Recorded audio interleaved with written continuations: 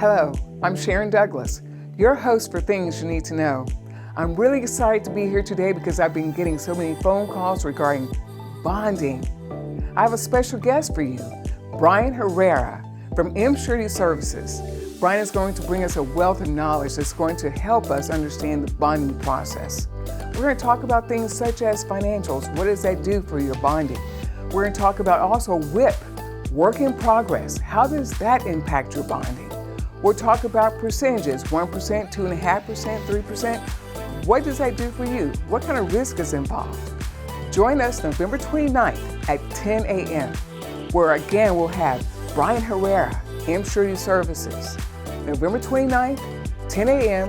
on YouTube, Facebook, and we also have a link for LinkedIn. See you then.